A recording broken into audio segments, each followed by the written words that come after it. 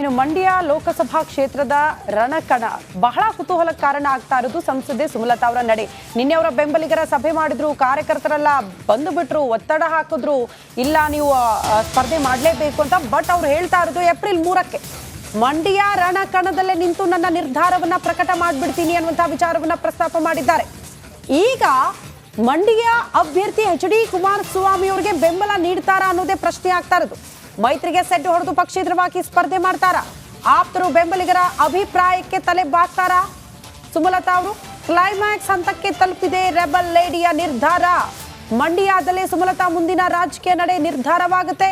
April 3ರಂದು ಅಂತಿಮ ನಿರ್ಧಾರ ಪ್ರಕಟ ಮಾಡ್ತೀನಿ ಅಂತ ಸಂಸದೆ ಸುಮಲತಾ ಅವರು ಹೇಳಿದ್ದಾರೆ. ಈಗಷ್ಟೇ ಒಂದು ವಾಟ್ಸ್ಆಪ್ ಗ್ರೂಪಲ್ಲಿ ಬಂದ ಮೆಸೇಜ್, ಇದು ಗೊತ್ತಿಲ್ಲ ಎಷ್ಟು ಸತ್ಯ ಅಂತ ಹೇಳಿ. ಕುಮಾರಸ್ವಾಮಿ ಅವರನ್ನ ಮಾತುಕತೆ ಕರೆದಿದ್ದಾರಂತೆ ಸುಮಲತಾ. ಅಂತೆ ನಾನು ಹೇಳ್ತಿದ್ದೀನಿ, ಇದು ಸೋರ್ಸ್ ಇಂದ ಸಿಕ್ಕಿರೋ ಮಾಹಿತಿ, ಕನ್ಫರ್ಮ್ ಗೊತ್ತಿಲ್ಲ. ಇವತ್ತು ಮಧ್ಯಾಹ್ನ 3 ಗಂಟೆಗೆ ಸುಮಲತಾ ಅವರ ನಿವಾಸಕ್ಕೆ ಕುಮಾರಸ್ವಾಮಿ ಅವರು ಭೇಟಿ ನೀಡಿ ಮಾತುಕತೆಯನ್ನ ನಡೆಸುವ ಸಾಧ್ಯತೆ ಇದೆ ಅಂತಕ್ಕಂತೆ ಸುದ್ದಿ ಇದು. ಇದು ರಿಪಬ್ಲಿಕ್ ಕನ್ನಡದ ಸುದ್ದಿ ಎಲ್ಲ ಹರಿದಾಡ್ತಾ ಇರೋದು ವಾಟ್ಸ್ಆಪ್ ನಲ್ಲಿ. ಗೊತ್ತಿಲ್ಲ, ಈಗ ಸುಮಲತಾ ಅವ್ರಿಗೂ ಕೂಡ ಒಂದು ಹಂತದಲ್ಲಿ ಅನಿವಾರ್ಯ ಇದೆ, ಆದಷ್ಟು ಬೇಗ ತಮ್ಮ ನಿರ್ಧಾರವನ್ನ ಪ್ರಕಟ ಮಾಡೋದು. ಅವ್ರು ಆಲ್ರೆಡಿ ಏಪ್ರಿಲ್ 3 ಅಂತ ಹೇಳಿ ಡೇಟ್ ಕೂಡ ಕೊಟ್ಬಿಟ್ಟಿದ್ದಾರೆ. ಬೆಂಗಳೂರಿನ ಸುಮಲತಾ ಅವರ ನಿವಾಸಕ್ಕೆ ಕುಮಾರಸ್ವಾಮಿ ಅವರು ಭೇಟಿ ಕೊಡ್ತಾರೆ ಅಂತ ಹೇಳಿ ಶ್ರುತಿ ಹೇಳ್ತಿದ್ದಾರೆ. ಯಾಕಂದ್ರೆ ಕುಮಾರಸ್ವಾಮಿ ಅವರು ಹೇಳಿದ್ದಾರೆ ನಾನು ಅವ್ರ ಮನೆಗೆ ಹೋಗಿ ಮಾತಾಡ್ತೀನಿ ಅಂತ. ಅವ್ರ ಮನೆಗೆ ಹೋಗಿ ಮಾತಾಡ್ತೀನಿ ಅಂತ ಎಚ್.ಡಿ. ಕುಮಾರಸ್ವಾಮಿ ಅವರು ಹೇಳಿರೋದ್ರಿಂದ ಈ ನಿರೀಕ್ಷೆ ನಿಜ ಆಗಬಹುದು ಅಂತ, ಈ ಕುತೂಹಲ ನಿಜ ಆಗಬಹುದು ಅಂತ ಅನಿಸ್ತಾ ಇದೆ ಮೂಲಗಳಿಂದ. ಇವತ್ತು ಸಂಸದೆ ಸುಮಲತಾ ಅವರ ಭೇಟಿಗೆ ಎಚ್.ಡಿ. ಕುಮಾರಸ್ವಾಮಿ ಅವರು ಹೋಗ್ತಾರಾ? ಮಧ್ಯಾಹ್ನಕ್ಕೆ ಮುಹೂರ್ತ ಫಿಕ್ಸ್ ಆಗಿದೆ ಅಂತ ಹೇಳಲಾಗ್ತಾ ಇದೆ. ಸ್ಮಿತಾ ಅವರು ಹೇಳಿದಂಗೆ ಅದು ವಾಟ್ಸ್ಆಪ್ ಗ್ರೂಪ್ ಅಲ್ಲಿ ಬಂದಿರೋದು ಹೌದು. ಕುಮಾರಸ್ವಾಮಿ ಅವರು ಬಹಿರಂಗವಾಗಿ ಅದನ್ನ ಹೇಳ್ಕೊಂಡಿದ್ದಾರೆ. ನಮ್ಮ ಪ್ರೋಗ್ರಾಮ್ ಹೆಡ್ ಪ್ರವೀಣ್ ಅವರು ಮಂಡ್ಯ ಭಾಗದಲ್ಲಿ ಸಾಕಷ್ಟು ಕಾಂಟ್ಯಾಕ್ಟ್ ಇದೆ ಅವರಿಗೆ ಬಂದ ಸಂದೇಶ ಇದು. ಅವರಿಗೆ ಯಾರು ಕಳಿಸಿದ್ದಾರೆ, ಕುಮಾರಸ್ವಾಮಿ ಅವರು ಹಾಗೆ ಸುಮಲತಾ ಅವರು ಇವತ್ತು ಭೇಟಿ ಆಗ್ಲಿದ್ದಾರೆ ಅಂತ ಹೇಳಿ. ಕಾದ್ ನೋಡೋಣ, ಭೇಟಿಯಾಗಿ ಮಾತುಕತೆಯನ್ನ ನಡೆಸ್ತಾರಾ? ಕುಮಾರಸ್ವಾಮಿ ಅವರು ಸಹಜವಾಗಿ ಬೆಂಬಲವನ್ನ ಕೇಳುವ ನಿರೀಕ್ಷೆ. ಈ ಬಾರಿ ಅಧಿಕೃತವಾಗಿ ಅಖಾಡಕ್ಕೆ ಕುಮಾರಸ್ವಾಮಿ ಅವರೇ ಇಳ್ದಿರೋದ್ರಿಂದ ಸುಮಲತಾ ಅವ್ರಿಗೂ ಕೂಡ ಅವರದೇ ಆದ ಒಂದು ವೋಟ್ ಬೇಸ್ ಇದೆ ಅಲ್ಲಿ. ಹಾಗೆ ಸುಮಲತಾ ಅವರ ಪರವಾಗಿ ನಿಂತಿರುವಂತಹ ಅಂಬರೀಷ್ ಅವರ ಅಭಿಮಾನಿ ಬಳಗ ಇದೆ. ಹೀಗಾಗಿ ಅವರೆಲ್ಲರ ಬೆಂಬಲ ಸಹಕಾರ ಕೂಡ ಕುಮಾರಸ್ವಾಮಿ ಅವರಿಗೆ ಅವಶ್ಯಕತೆ ಇರುತ್ತೆ. ಹೀಗಾಗಿ ಬೆಂಬಲ ಕೋರ್ಲಿಕ್ಕೆ ಹಾಗೆ ಇರುವ ಬೇಸರವನ್ನ ಶಮನ ಮಾಡೋದು ಹೇಗೆ ಅಂತ ಮಾತುಕತೆಯನ್ನ ಮಾಡ್ಲಿಕ್ಕೆ ಕುಮಾರಸ್ವಾಮಿ ಅವರು ಹೋಗಬಹುದು. ಕಾದ್ ನೋಡೋಣ. ಅವ್ರು ಏನೇ ಆಗ್ಲಿ ಬೇಗ ಡಿಸೈಡ್ ಮಾಡ್ಬಿಡ್ಲಿ ಅಂತ. ಎಲ್ಲೇ ಹೋಗ್ತೀವಿ ನಾವು ಕೇಳೋದು ನಮ್ಮನ್ನೆಲ್ಲ ಸಂಸದೆ ಸುಮಲತಾ ಅವ್ರು ಏನು ಮಾಡ್ತಾರೆ ಅಂತ ನಮ್ಮನ್ನ ಕೇಳಕ್ ಸ್ಟಾರ್ಟ್ ಮಾಡಿದ್ದಾರೆ ಜನ. ಹಾಗಾಗಿ ಒಂದು ಡಿಸೈಡ್ ಮಾಡಿ ಅಂತಿಮ ನಿರ್ಧಾರ ಪ್ರಕಟ ಮಾಡ್ಬಿಟ್ರೆ ಒಳ್ಳೇದು ಅಂತ ಅನ್ಸುತ್ತೆ. ಈಗ ಮತ್ತೆ ಮಂಡ್ಯ ರಾಜಕೀಯದ ಬಗ್ಗೆನೇ ಮಾತಾಡೋ ಹೊತ್ತು, ಕಾರಣ ಎಚ್.ಡಿ. ಕುಮಾರಸ್ವಾಮಿ ಅವರ ಆರೋಗ್ಯದ ಬಗ್ಗೆ ರಮೇಶ್ ಬಂಡಿ ಅಂತ ಒಂದು ಹೇಳಿಕೆ ದೊಡ್ಡ ಮಟ್ಟದ ಚರ್ಚೆಗೆ ಗ್ರಾಸವಾಗ್ತಾ ಇದೆ. ಮಂಡ್ಯ ರಾಜಕೀಯದಲ್ಲಿ ಬಿರುಗಾಳಿ ಎಬ್ಬಿಸಿದೆ ಹಾಟ್ ಪಾಲಿಟಿಕ್ಸ್. ಕೈ ಶಾಸಕರ ಎಡವಟ್ಟು ಹೇಳಿಕೆಗೆ ದಳಪತಿಗಳ ಎಲೆಕ್ಷನ್ ಅಸ್ತ್ರ ಆಗ್ಬಿಟ್ಟಿದೆ. ಎಕ್ಸಾಕ್ಟ್ಲಿ 2019ರ ಮಂಡ್ಯ ಲೋಕಸಭಾ ಅಖಾಡದಲ್ಲಿ ಇದೇ ರೀತಿ ಸ್ವಾಭಿಮಾನಿ ಸಂಸದೆ ಸುಮಲತಾ ಅವರು ಇದೇ ವಿಚಾರವನ್ನ ಮುಂದಿಟ್ಕೊಂಡಿದ್ರು. ಕಾರಣ ದಳಪತಿಗಳು ಹೆಣ್ಣು ಮಗಳ ಬಗ್ಗೆ ಮಾತನಾಡಿರುವಂತಹ ಒಂದಷ್ಟು ಹೇಳಿಕೆಗಳು ಅವ್ರಿಗೆ ಎನ್ಕ್ಯಾಶ್ ಆಗಿತ್ತು. ಆ ಬೆಸ್ಟ್ ಎಕ್ಸಾಂಪಲ್ ಮಧ್ಯದಲ್ಲಿ ಈಗ ಎಚ್.ಡಿ. ಕುಮಾರಸ್ವಾಮಿ ಅವ್ರಿಗೂ ಕೂಡ ಈ ಬಾರಿ ಪ್ರಮುಖ ಅಸ್ತ್ರ ಸಿಕ್ಕಂತೆ ಕಾಣಿಸ್ತಾ ಇದೆ.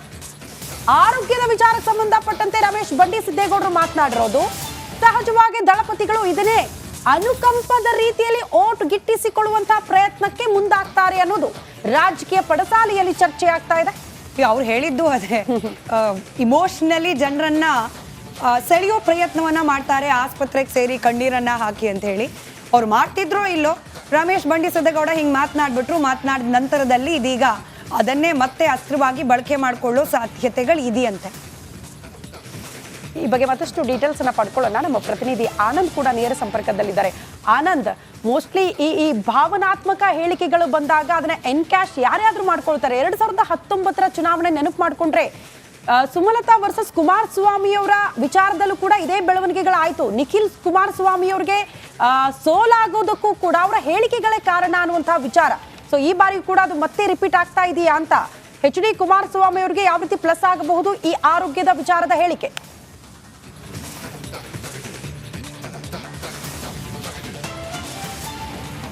ಸ್ಮಿತಾ, ಏನು ಕಾಂಗ್ರೆಸ್ನವರು ತಮ್ಮ ಸ್ಪೀಡ್ ಅನ್ನು ಹೆಚ್ಚು ಮಾಡ್ಕೊಂಡಿದ್ರು. ಕುಮಾರಸ್ವಾಮಿ ಅವರು ಆ ಕಡೆ ಕಿಳಿತಾ ಇದ್ದಂತೆ ಇಡೀ ಕ್ಷೇತ್ರಾದ್ಯಂತ ಪ್ರವಾಸವನ್ನ ಮಾಡ್ತಾ ಇದ್ದಾರೆ, ತಮ್ಮ ಅಭ್ಯರ್ಥಿ ಪರ್ವ ಪ್ರಚಾರವನ್ನ ಮಾಡ್ತಾ ಇದ್ದಾರೆ. ಅದು ಒಂದ್ ಕಡೆ ಆದ್ರೆ ಯಾವಾಗ ಕುಮಾರಸ್ವಾಮಿ ಅವರ ಆರೋಗ್ಯದ ಬಗ್ಗೆ, ಅದರಲ್ಲೂ ಕೂಡ ಹೃದಯ ಶಸ್ತ್ರಚಿಕಿತ್ಸೆ ಬಗ್ಗೆ ಮಾತಾಡಿದ್ರು, ಇದು ದಳಪತಿಗಳಿಗೆ ಒಂದ್ ರೀತಿ ಒಂದು ಅಸ್ತ್ರ ಸಿಕ್ಕಿರುವಂತದ್ದು. ಭಾವನಾತ್ಮಕವಾಗಿ ಮತವನ್ನ ಸೆಳೆಯೋ ನಿಟ್ಟಿನಲ್ಲಿ ಈಗ ಮತ್ತೊಂದು ಅಸ್ತ್ರ ಸಿಕ್ಕಿದೆ. ಅದ್ರ ಜೊತೆಗೆ ಕಾಂಗ್ರೆಸ್ ವಿರುದ್ಧ ವಾಗ್ದಾಳಿ ಮಾಡೋದಕ್ಕೂ ಕೂಡ ಒಂದು ಅಸ್ತ್ರ ಸಿಕ್ಕಿರುವಂತದ್ದು. ಇದುವರೆಗೂ ಕೂಡ ರಾಜಕೀಯ ಏನು ಅಂದ್ರೆ ಅಭಿವೃದ್ಧಿ ವಿಚಾರದಲ್ಲಿ ಮಾಡಿದ್ರೆ ಯಾವುದೇ ರೀತಿ ದೊಡ್ಡ ಮಟ್ಟದ ಹೊಡೆತ ಬೀಳ್ತಿರ್ಲಿಲ್ಲ. ಜೊತೆಗೆ ರಮೇಶ್ ಬಂಡಿಸಿದ್ದೇಗೌಡ ಮಾಡಿರೋದಕ್ಕೆ ಸ್ವಪಕ್ಷೀಯರಿಂದಲೇ ಆಕ್ಷೇಪ ವ್ಯಕ್ತ ಆಗ್ತಾ ಇದೆ. ಕೆಲವು ನಾಯಕರುಗಳು ಅವ್ರಿಗೆ ಈ ರೀತಿ ಮಾತಾಡಬಾರ್ದಿತ್ತು ಅಂತ ತಾಕೀತು ಕೂಡ ಮಾಡಿರುವಂತದ್ದು. ಮತ್ತೊಂದು ಕಡೆ ಜನಸಾಮಾನ್ಯರು ಕೂಡ ಮಾತಾಡ್ಕೊಳ್ತಾ ಇದ್ದಾರೆ. ಆರೋಗ್ಯ ವಿಚಾರದಲ್ಲಿ ಈ ರೀತಿ ರಾಜಕಾರಣ ಬೇಕಿತ್ತಾ, ಈ ರೀತಿ ಹೇಳಿಕೆ ಬೇಕಿತ್ತಾ ಅನ್ನೋದು ಕೂಡ ಚರ್ಚೆ ಆಗ್ತಾ ಇರುವಂತದ್ದು.